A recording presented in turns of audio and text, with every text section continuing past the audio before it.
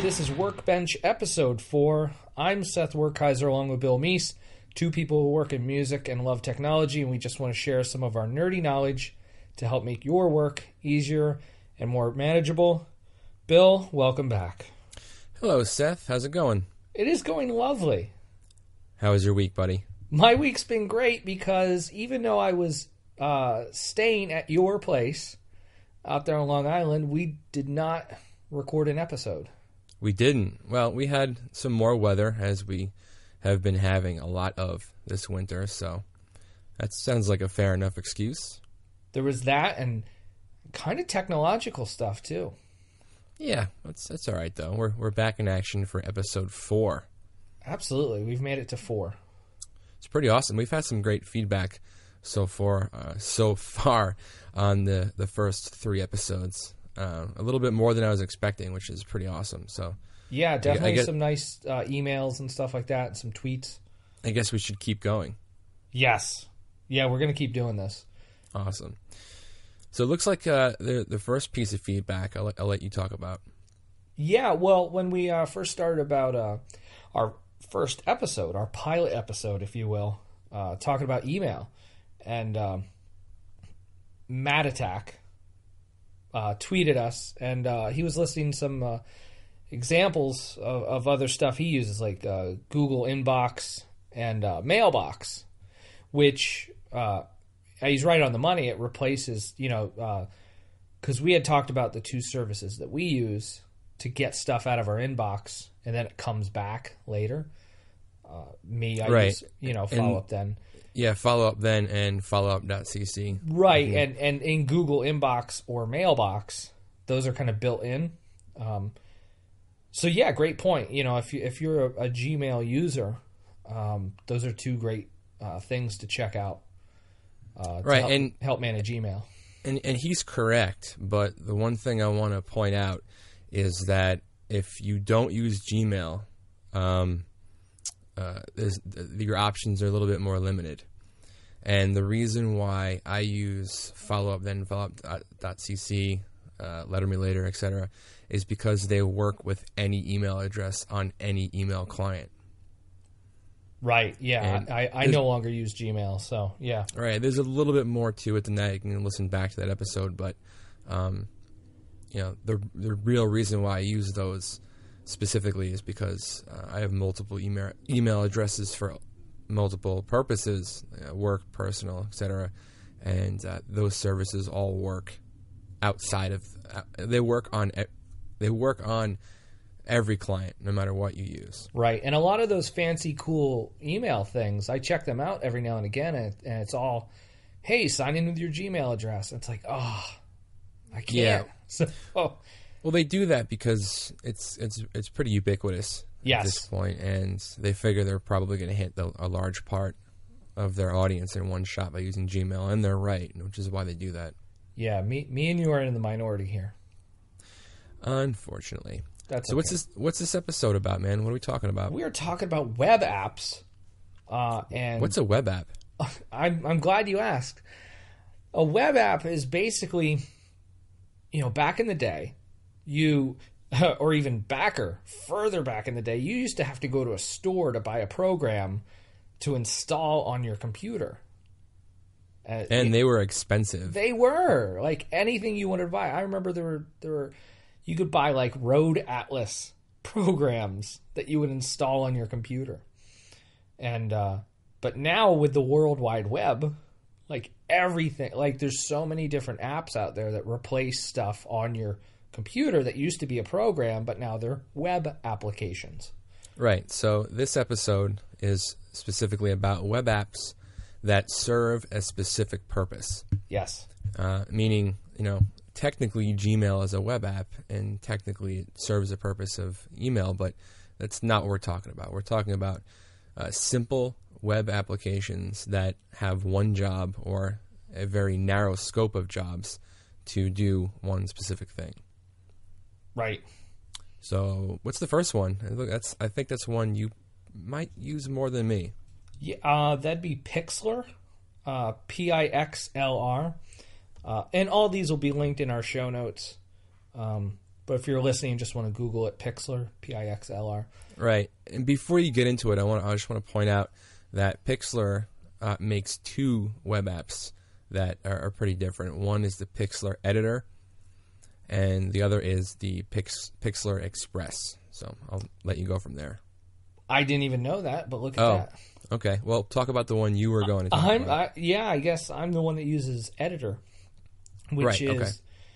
Yeah, because, geez, I remember years ago that if you wanted to really seriously, like, manipulate photos and stuff, you had to know someone who had, like, a version of Photoshop, like, burned onto a CD or something like that. Because Photoshop back in the day used to cost a $1 jillion. Right. It's still not cheap, but It was even more expensive back then. Right, yeah. And so... and I had just got a new computer. I moved from an old MacBook to a new MacBook Air. And the old program I used to use wouldn't move over to my new MacBook. So I needed to, resize some images or whatever.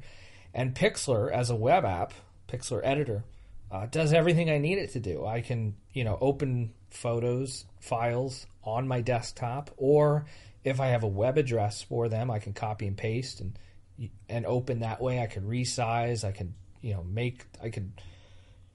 edit the photos, colors, and contrast, and all that stuff. It's all free. It's crazy. One of the key features for Pixlr Editor is the ability to use multiple layers within a non-Photoshop application.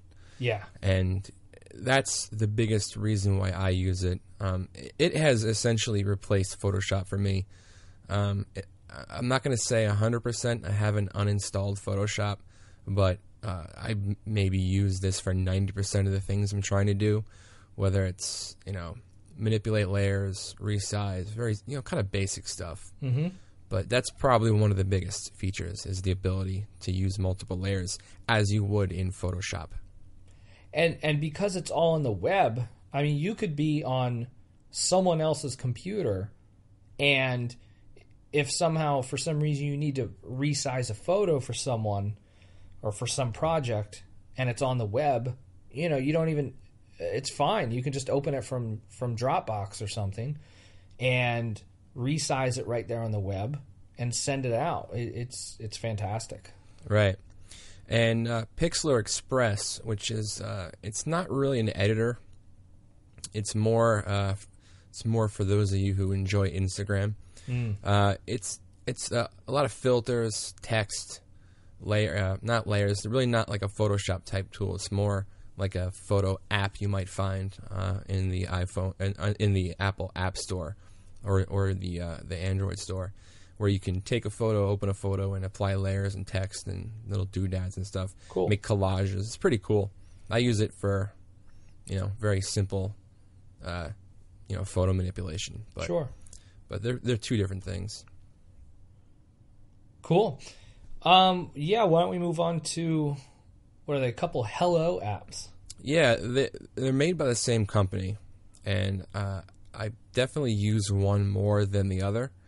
And they're called Hello Sign and Hello Fax. And I don't want to spend too much time on them because I could talk about this for a while. But Hello Sign, it enables you to sign documents on the web and on the iPad. But I use it a lot within the web app.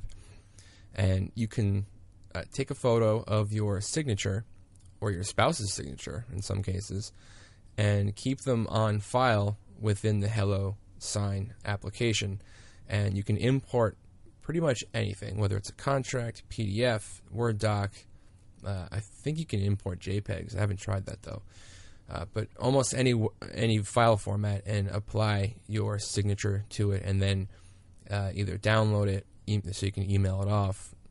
You can do whatever. But it also allows you to do form fills, like if someone wants a practical application would be if somebody wants a W-9 or a a W-4 or something. You can quite literally scan it in with your phone or a scanner, upload it into HelloSign, fill it out, sign it, and email it back to the person without ever having to print out anything or touch pen to paper. So it's pretty cool. Yeah, I've used it before. Like you said, for W9, a client sent it to me. I was able to fill it out completely online, send it back as a PDF. Flawless. Works perfectly. I actually, I haven't used it in a little bit, but when I bought my house, I remember I used it very heavily. As any homeowner out there will know, you sign a lot of documents. And I challenged myself to see if I could do it entirely through HelloSign, and I think I did. I don't remember not using it for something. Wow. And the next one's made by the same company. It's called HelloFax. Now, if you're listening to this show, I'm assuming you don't use a fax machine. But if you do, or if you have to for work, or if your mom is asking you to fax something for them, use HelloFax. It essentially works the same way as HelloSign, where you either scan in or upload a document, and it will fax it to whatever fax number you want. And it works. It's pretty flawless. It sends confirmation. It works just like an old school fax machine. And both HelloSign and HelloFax are free, or they have free plans, and then you can upgrade from there. But I've never paid for it. And it's right. Yeah, depending on how much you use it, I'm sure. Yeah. Yeah, and for the one-off thing here or there that I need it for, I've never needed a plan that wasn't free. Right. And a lot of the times with anything like this kind of stuff that we talk about is, I find myself using a lot of stuff that you might mention to me. And so hopefully this show serves as that as well. Yeah, that's the whole point. I mean, just to backtrack a little bit, one of the reasons why I even want to do this show is to tell people about this stuff that's out there. Because I can't tell you how many times, I go throughout my day and I use these tools, or I use something that has become so second nature to me. And then someone's looking over my shoulder, or someone asks me a question. I'm like, oh, use such and such, or use HelloSign, or use Pixlr. And it blows their mind. Yeah. Or the same way it kind of blew my mind when I started working with that tool. Right. And the whole point is to show these tools to people that need them. They're out there. They're free. They're very easy to use. Yep. And they will make your workday easier and make you look like a superstar. So speaking of looking like a superstar, why don't you talk about Google Voice? Google Voice, years ago it started out as Grand Central, but Google acquired them.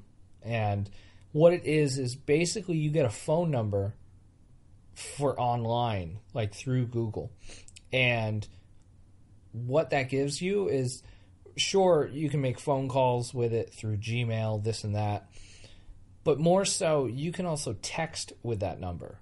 So it makes it super helpful for business, or for whatever you might do, a little side business. Like you can have, all of a sudden, you don't need to have a second phone line installed or anything, or a second cell phone. You just use Google Voice half the time for a lot of that stuff. Now, customer service is a sector that I really hope is using this. I haven't come into contact with it myself, but if I was a small business owner and I got emails or voicemails or phone calls that left me with a bunch of voicemails to return, and I could text each one of those people back using Google Voice, how much time would that save? Right. And how awesome would it be for the recipient to get a text from you instead of another phone call? And the amazing thing, too, is when people call and leave a voicemail, Google transcribes it for you. They do. I'll be the first to say it's not very good. It's not very good, but it's something. Like, it at least, it messes up this, that, and the other, but, like, at least it's something. You don't have to go back and listen to every single thing. Right. I mean, I'll be honest. It at least works on a level where it will tell me who it is, maybe. Right. Like if someone named John Smith is leaving a voicemail, right.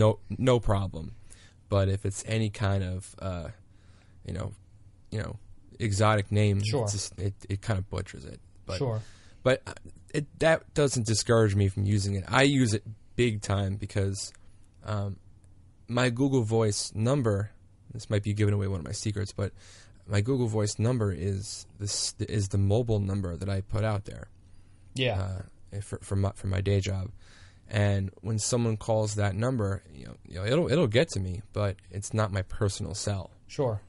And the best application I have for that is when someone calls me and I'm in the middle of dinner with my family, or I'm out, outside of office hours doing something else.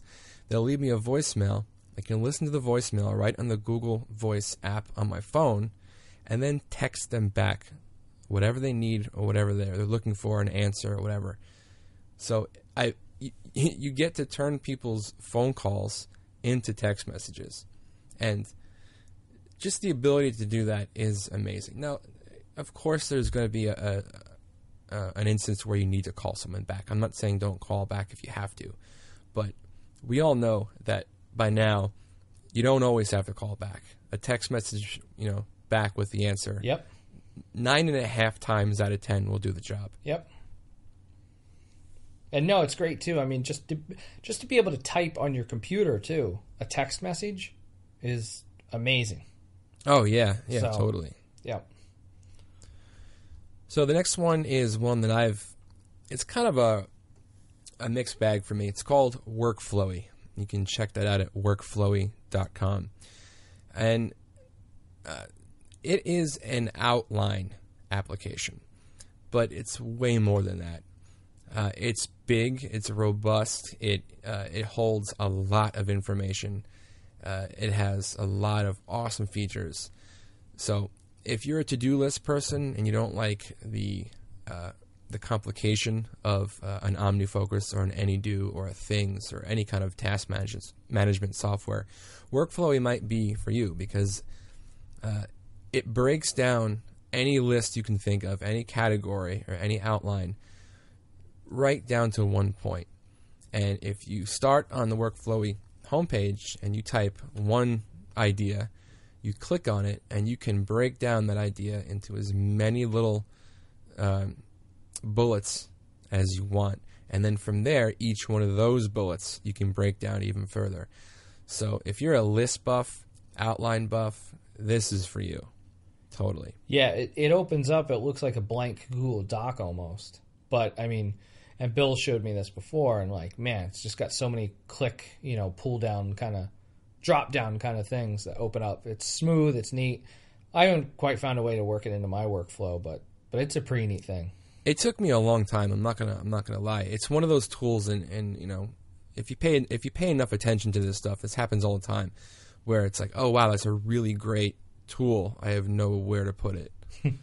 And even Evernote was like that for me for a long time, and then all of a sudden it just took off, and now it's one of my staples that I use every day. But yeah, Workflowy, outline, to-do list, very robust, can hold a lot of information. And they have a free plan, which I've used, and I think they limit to 500 lines of info. Oh my God. Before they ask you to upgrade. Yeah. But you can get by on the free version pretty easily. I'm sure. The next one you have on here is pretty interesting too. Audiojoiner. Yeah, the next one is called Audiojoiner, and that one I found, just by Googling around, and you'd really be surprised how easily you can find solutions just by Googling it. I was in a situation where I had a bunch of different audio files that I needed to join as one, and I just Googled my question. I said, "Is there an Audiojoiner out there?" And this came up, and very simply, it enables you to upload each audio file and then joins them. There's really not much to it. Into one single file. Into one single file, and the only bells and whistles on it is it gives you the choice on whether or not you want to crossfade each audio file. So if you're mixing, or if you're doing, I could see people who make music on their iPad use this a lot. And if you're in the situation where you need to have multiple audio files joined into one file, audio-joiner.com is where you got to go. Wow. And the opposite of that, and I think they're made by the same company, it's called mp3cut.net. So if you have a very long block of audio that you need to cut up into separate segments, this would be the tool you would use. You upload the audio, you select the audio region, in which you want to export, and you export it. Now, a lot of this stuff can be done in GarageBand or any other more like audio editing suite. Yeah, any audio editing suite will do this for you, but the whole point is to be able to do it on the web, and which cuts down CPU usage, cuts down RAM usage. So if you ever need audio cut up, mp3cut.net. That's cool. Why don't you do the next one, because I use that one every day. Speedtest.net. Yeah. But I don't have much experience with that. You got to talk about that one. Oh, okay. Sorry. Well, I'm surprised, because I feel like you deal with shoddy Wi-Fi way more than I do. Well, I only put up with it for a short bit, and then I turn on the hotspot on my iPhone. Oh, that's right. Yeah. We'll talk about that in a future episode. But speedtest.net, I use it because I definitely call myself a mobile worker. Even when I go to the office, I'm still using my laptop. And sometimes I plug in, sometimes I use Wi-Fi. And a lot of times when you go somewhere that has both, I can see this being used in hotel rooms. If you have a laptop with you, you can obviously plug it into the Ethernet, or you can use Wi-Fi. But what I found is if you have the option to plug in, almost every time it's going to be faster internet speed than Wi-Fi. And a good way to test this is by using speedtest.net. And all it is it's a test of your speed. It's pretty self-explanatory. You log into there, you press Start Test, and it'll give you the upload and the download speed. If you ever see the Verizon commercials, or any internet provider commercials where they tell you, double the upload speed, double the download speed, this is what they're talking about. Right. And I'm going to do one right now. You just click Begin Test, and it pings your internet service provider, and it just tests how fast it is. And I've gotten results as low as 1 megabyte upload, and I've gotten results as high as 100 megabytes. Wow. As an upload. And that could be the difference between Starbucks Wi-Fi and your company's corporate headquarters. And they're undoubtedly going to be different. So, yeah, that's certainly a thing to think about when you're working in a Starbucks or any coffee shop. Because I found myself with an older laptop. I was just like, oh my goodness, my laptop sucks. Everything's so slow. No, it's the internet. And when the internet is crawling, it just makes everything seems like it's junk. So yeah, and it could be a really easy problem to rule out if you're troubleshooting something like totally. You said. So if you're curious on what your internet speed is at work versus what it is at your house, use speedtest.net. It's fun if you like nerdy stuff like that. Totally. All right, the next one's definitely yours. Next one. Oh, it's not. That's mine too? Mexdio? Yeah, you put a lot of these in here, man. You are the web app pro. Oh, media.io. Yeah. Oh, yeah. Sorry, I looked at it. Mexdio. Go buy that .com right away. Media.io. It's another audio tool that I use. If I work for a record label, so I deal with file types all the time, whether it's AIFF, Apple Lossless, AAC, MP3, WAV, you name it. I use it. And just a quick tidbit on files is the most common difference you'll see is a WAV file is historically way larger than an MP3 or an MP4 or something. So if someone gives you a CD, or if you're ripping something and they want to change the format, you can use this online audio converter to convert any file type you want. Another really common one is if someone gives you a WMA file, which is Windows Media. Ooh, that's frightening. Yeah. But it still happens.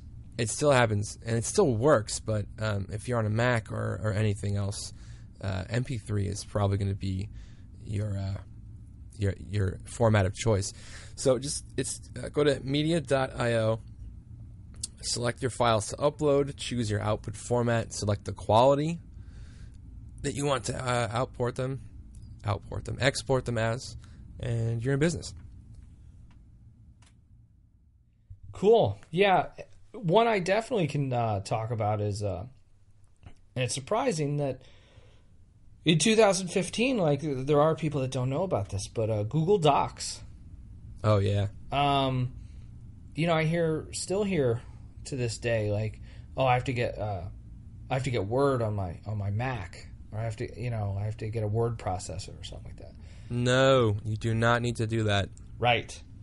There is so much, and I forget how long Google Docs has been around, but it is so robust these days. Like, to use it, I mean, with Google Docs, you can create,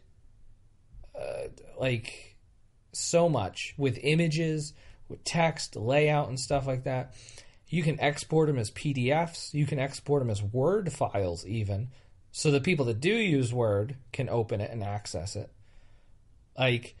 And the amazing thing too is with it, as it replaces, your word processing program on your computer, is you could share it so easily with other people, with coworkers, or say people in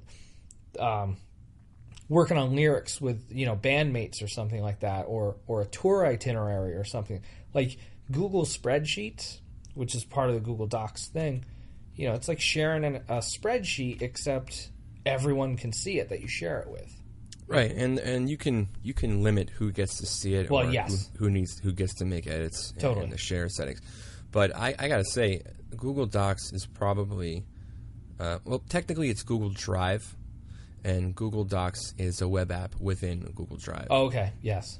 But I have to say, Google Docs is probably my favorite text collaborator, which I know you disagree with, but it is the easiest real-time application to use with someone else who might not have any experience with document sharing. Sure.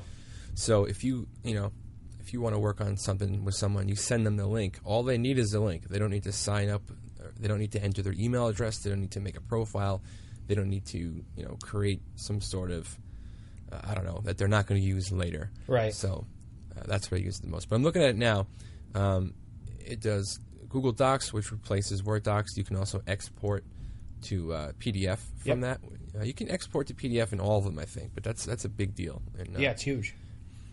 Google Sheets, which replaces Excel. Google Slides, which is attempting to replace PowerPoint or Keynote. Right. They also have Google Forms, which is a really easy way to make forms that you can fill out online. Like if you're a business that requires some sort of customer input system, that's the easiest way to do it. And it goes down the list. They have drawings, mind maps. HelloSign is in there, which probably means they're owned by Google. Oh, wow. And so on and so forth. So, yeah, Google Drive. It's I use it every day, so I can't recommend it enough. Yeah, and as Bill was saying, as far as a shared collaborative thing, I use Hackpad a lot. Which is awesome. Yeah, and that's just a blank sheet, that you can just put notes in, and you can see other people that use it and this and that, and we use it on the back end here for the Workbench Podcast, and Yeah, I think we talked about it in a previous episode. Yes. And the next one and the final one I'll talk about is one of my favorites. I found this the same way I found the other ones, where just Googling around the problem I had, and this came up. It's called smallpdf.com. It is a PDF, JPEG, more of a PDF manipulation tool. And I'm just going to break down the uses, because that's the best way to do it. It allows you to compress PDFs, convert JPEGs to PDFs, convert PDFs to JPEG, merge PDFs, split PDFs, Word doc to PDF, Excel to PDF, PowerPoint to PDF, and unlock PDF. Now, I don't use all of these, but I'll tell you the ones that I do use.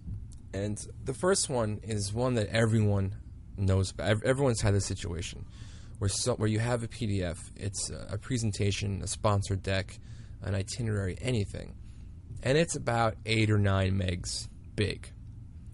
And you're like, wow, I kind of don't want to email that because, as episode 1 taught us, it's a little bit outside of the proper etiquette to email someone in an 8 megabyte file. So smallpdf.com will compress that PDF for you, and on an 8 megabyte file, it'll probably export it by 2 or 3 megs, which is totally okay to email. So you just upload your PDF, compress it, boom, you're done. Now, JPEG to PDF is a really, really cool tool, because I use that one almost every day. If you have multiple JPEGs, whether they're photos, web clippings, screenshots, anything, you can literally take an entire folder, whether it's 10, 20, 40, 50, 100 clips that are all JPEGs, drag them into this web tool, and export it as one PDF. Wow. Which is really cool. And then if that PDF is too big, you drag that PDF into compressed PDF, and then, then you're gold. And the benefit of that is just you're sending just one file for a person to open then, right? Right. And all the margins get taken care of. Oh. It's very simple. Wow. And merge PDF too. And I've used that a lot. Like, if you have 3 or 4 different PDFs that, like, man, I really want this as one. I wish I could just, merge them. Boom. Upload it, merge it, done. Wow. And then the opposite, split PDF. And that happens a lot too when I get a document, like, I just want that one page. And you upload your PDF, select page 4, and export. Done. Wow. And I will say some of the stuff that smallpdf.com has, like Word doc to PDF, Excel PDF, I would use Google Docs for that. Right. But if you have just a one-off need, this is a really easy solution. That's cool. Yeah. So those are the web apps. I hope you can at least take one, if not more, and do something with them.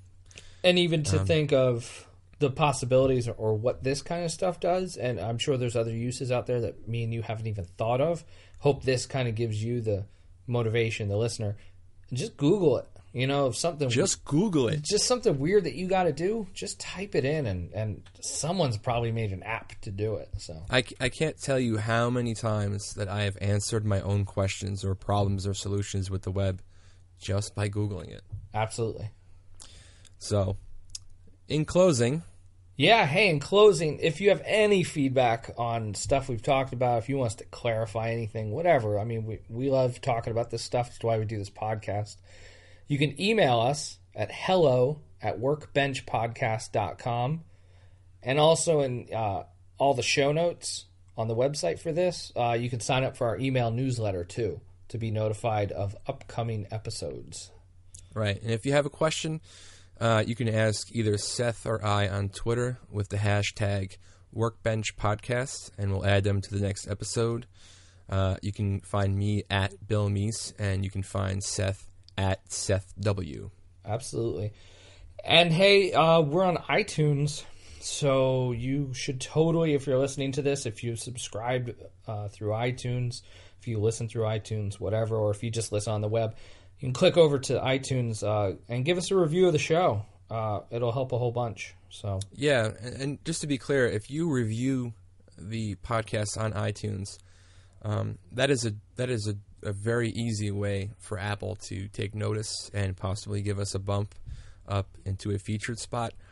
If it happens, great. If not, no big deal. But it would be kind of cool to have some user engagement on there. So if you like the show, you want to give it a review, good or bad, feel free to go over there and give us one. Yeah. And hey, Workbench is now on Patreon.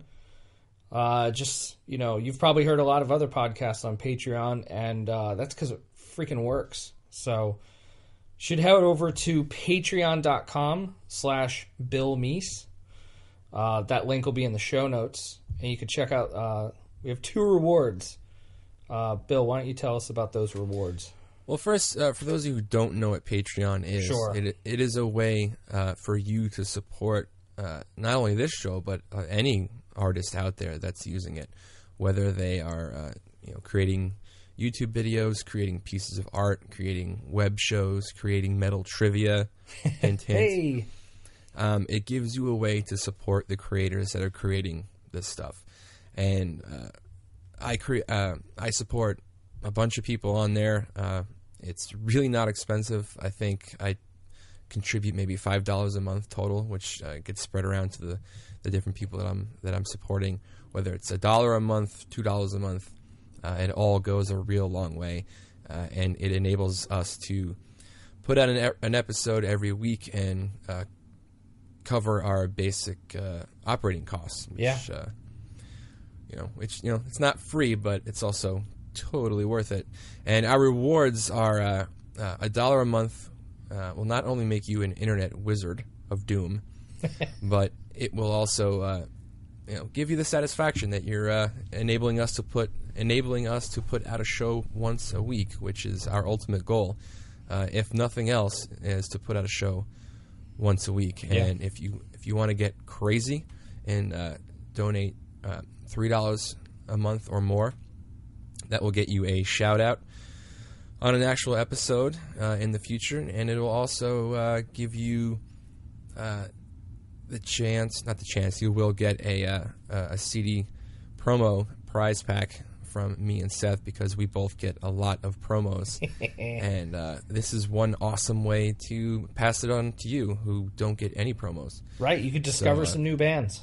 Yeah, we're not going to tell you what it is. It could be anything, although anyone who knows either one of us could probably guess that it'll be a lot of metal or heavy music, but not always, and that's the mystery part. So yeah, we get some odd ones in the bunch. So right, yeah. So head on over to Patreon. That's patreon.com/Bill Meese and check it out. Awesome. Great show, Seth. Yeah, dude. Episode 4 in the can. This is good. In the can. All right, buddy. I'll talk to you later. Yippers. Take care. Bye.